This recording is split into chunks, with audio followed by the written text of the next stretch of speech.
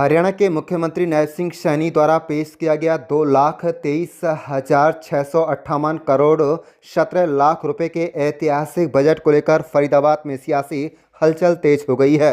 वर्ष 2026-27 के संशोधित अनुमान से 10.28% अधिक इस बजट को राज्य मंत्री राजेश नागर ने पलमगढ़ रेस्ट हाउस में प्रेस वार्ता कर जनहितैषी बताया। मंत्री ने अपनी विधानसभा के लिए स्वीकृत 9 किलोमीटर लंबे एलिवेटेड फ्लाईओवर का मुख्यमंत्री का आभार जताया। यह फ्लाईओवर ग्रेटर फरीदाबाद के VPTP से सैनिक कॉलोनी तक बनेगा और मुंबई बड़ौदा एक्सप्रेसवे भी जुड़ेगा।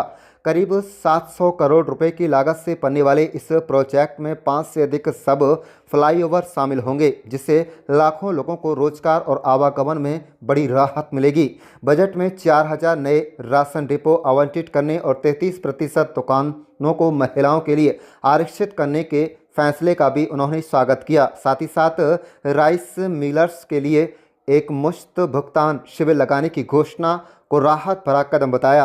मंत्री ने कहा है कि ये बजट हर वर्ग, किसान, मजदूर, व्यापारी और गृहिणियों के हितों में है और प्रदेश के विकास को नई रफ्तार देगा। आप देख रहे हैं फरीदाबाद ब्यूरो रिपोर्ट। BPTP पुल से सैनिक कॉलोनी जनता कॉलोनी बाटा के हैं, उसकी मेरे ख्याल 700 करोड़ है शायद।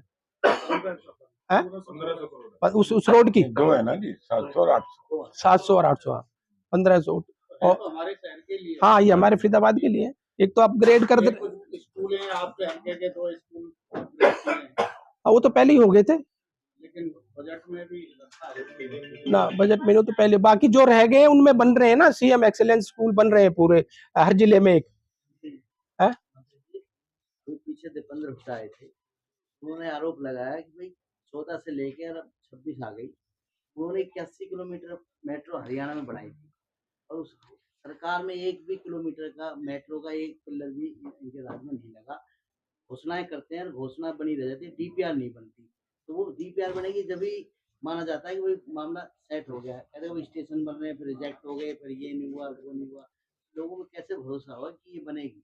देखो ऐसा है, ये जो डिपार्टमेंट है मेट्रो का केंद्र के अंडर आता है और इसकी फिजिबिलिटी भी ये देखते हैं कि भाई अगर हम इस पे मेट्रो चलाएंगे तो उसकी फिजिबिलिटी भी आनी चाहिए, लॉस में नहीं चले वो।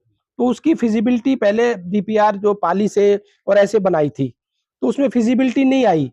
अब दोबारा से इन्होंने चेंज करके इसको सैनिक कॉलोनी से NIT और फिर ऐसे ग्रेटर फरीदाबाद में लाते हुए और फिर नोएडा ले गए। तो अब फिजिबिलिटी होने के बाद अब इसकी DPR बन जाएगी और जल्दी ये काम शुरू हो जाएगा। हाँ, उसकी भी DPR जल्दी बन रही है, उस पर काम चल रहा है। एक सवाल है, आपका जो बजट है 2,23,000 करोड़ का, प्रदेश की 26-27 की अनुमानित जो आय है वो 1,40,000 करोड़ के करीब, 40,000 करोड़ के करीब आपको कर्ज लेना पड़ेगा। भूपेंद्र सिंह हुड्डा कह रहे हैं कि ये सरकार कर्ज लेकर घी पीने वाली सरकार। नहीं, ऐसा है, ये काम अगर कोई करेंगे, कोई अगर नए प्रोजेक्ट अगर हमने लाने हैं, विकसित हरियाणा हमने बनाना है, तो देखो उसके लिए कर्ज भी लेना पड़ेगा। विकसित भारत जब बनेगा जब हमारे सारे प्रदेश विकसित होंगे, हमारा हरियाणा विकसित होगा। आप कह रहे थे आपके डिपार्टमेंट आपने कल एक घोषणा करी है, वही 4000 डिपो देंगे और 33% महिलाओं को आरक्षण मिलेगा पहली बार। उसका क्या तरीका होगा? देखो ये हमारे बजट में है था, मुख्यमंत्री जी ने कल घोषणा की थी कि 4000 नए डिपो राशन के दिए जाएंगे, जो पहले 2018 के बाद नहीं दिए गए थे। और इसमें हमें सबसे बड़ी अच्छी बात यह है कि जैसे हमारा केंद्र सरकार भी प्रदेश सरकार भी महिलाओं को जो बढ़ावा दे रही है, उसके तहत ही महिलाओं को 33% का इसमें रिजर्वेशन दिया गया है, जिससे महिला भी अपना सशक्त हो सके, मजबूत हो सके। ये स्कीम तो दुष्यंत चौटाला जब डिप्टी CM थे वो लेकर आए थे।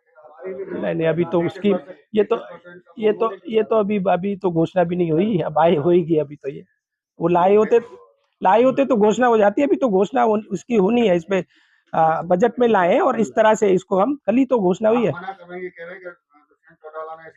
ये कल ही तो घोषणा बजट में हुई है, उनका तो मुझे नहीं पता उन्होंने की थी नहीं की थी, पर कल हुई। ठीक है।